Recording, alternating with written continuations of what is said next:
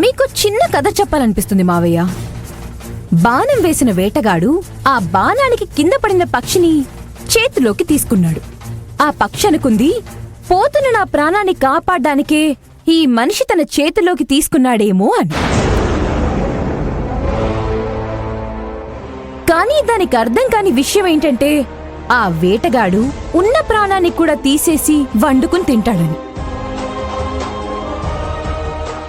మీరు కూడా ఆ పక్షిలాగే ఆ అభి అనే భ్రమలో ఉండిపోయారు మావయ్య.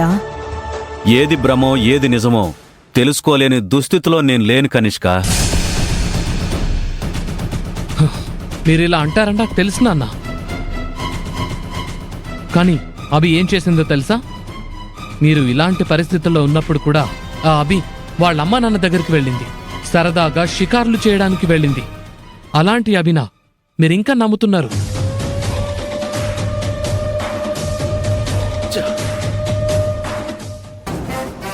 చూసారా, మీ కోడలు మన గురించి ఎంత తప్పించిపోతుందో, ఎంత తల్లడిల్లిపోతుందో. మన గురించి ఆవగింజంతా ఆలోచన కూడా లేదు. అలాంటి అభి గురించి మీరింకా నమ్మకం పెట్టుకుంటున్నారు. అభి గురించి నాకు బాగా తెలుసు వేద. అభి ఏం చేసినా సరే ఆ పని వెనుక ఒక అర్థం ఉంటుంది. అర్థం ఉంటుంది, పరమార్థం ఉంటుందని ఇన్ని రోజులు అదే అపోహలో ఉన్నారు కదా మావయ్య. ఇప్పుడు కూడా అభి గురించి అర్థం చేసుకోకపోతే ఎలా? చూడు కనిష్క, అభికి రాహుల్కి పెళ్లైనప్పటి నుంచి మేం చూస్తున్నాం. అభి వ్యక్తిత్వం ఏంటో, అభి మనస్తత్వం ఏంటో తెలిసినవాడిగా నేను మాట్లాడుతున్నాను. అభి అనుక్షణం తన వాళ్ల గురించే ఆలోచిస్తుంది. తన వాళ్ల మంచి కోసం ఎంత దూరమైనా వెళ్తుంది.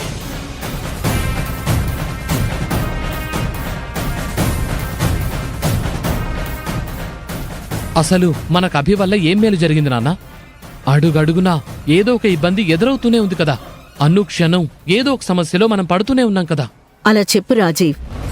నిప్పు కాలుతుందని మనం ఎంత చెప్పినా మనల్ని కాలుస్తూ వెలుగునిస్తుంది కదా అని అభి గురించి ఎప్పుడూ గొప్పగానే ఆలోచిస్తారు. కానీ అభి వల్ల మనం కోల్పోతున్నది మాత్రం ఎప్పుడూ ఆలోచించరు.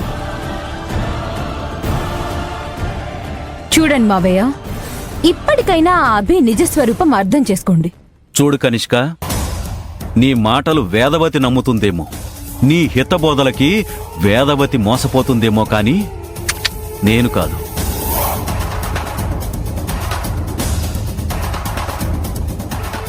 ఆ అభి వల్ల మీరు జైలు పాలయ్యారు. రేపు మీ జీవితాలు ఎటువైపు మలుతాయో కూడా తెలియని పరిస్థితుల్లో ఉన్నారు. ఇప్పటికీ ఆ అభినే వెనకేసుకొస్తున్నారు.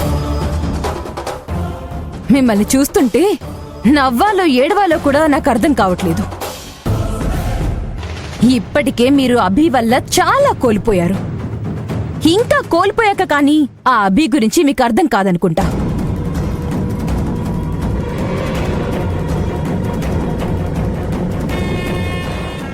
త్వరలోనే అర్థమవుతుందిలేండి. అప్పటి వరకు ఇంకా ఆ అభినే నమ్మండి. ఆ అభినే ఇంకా వెనకేసుకురండి. All the best.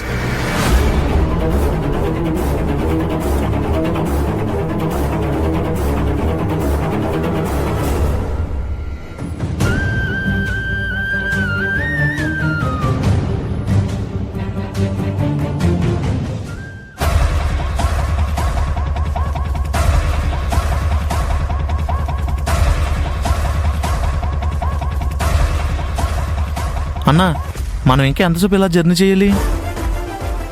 ఆ అబ్బి మనకి ఒంటరిగా దొరకాలి కదరా. ఓ పని చేస్తే ఏంట్రా అది? మొహానికి మాస్కులు కట్టేసుకుని అందరినీ బెదిరించి అభిని బస్సులో చంపేసి వెళ్ళిపోదామా? రేయ్, మనం చేసే పనిలో రిస్క్ ఉండాలి, కానీ మనమే రిస్క్లో పడేలా చేయకూడదు. టైం వచ్చే వరకు కాసేపు వెయిట్ చేద్దాం.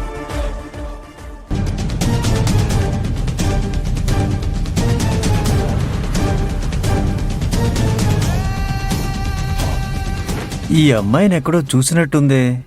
ఎక్కడ చూశాను? అమ్మా, ఏంటండి? నువ్వు శేషయ్య సరోజిని వాళ్ళ అమ్మాయివి కదా? అవునండి. ఎన్ని రోజులైందమ్మా నిన్ను చూసి. ఎలా ఉన్నావు? బాగున్నావు అమ్మా? బాగున్నాను. ఎప్పుడో చిన్నప్పుడు చూశాను. అప్పట్లో మీ నాన్న ఆయుర్వేద మందులు ఇచ్చేవారు. ఆ మందుల కోసం అప్పుడప్పుడు మీ ఇంటికి వచ్చేవాడిని. మీ నాన్న ఆయుర్వేదంలో సిద్ధహస్తులమ్మా. ఈ ఇంగ్లీష్ మందులు నమ్ముకోకుండా మీ నాన్ననే నమ్ముకునేవాళ్ళం. మ్, ఇంతకీ నీకు పెళ్ళయిందమ్మా? అయిందండి. పిల్లలు ఎంతమంది?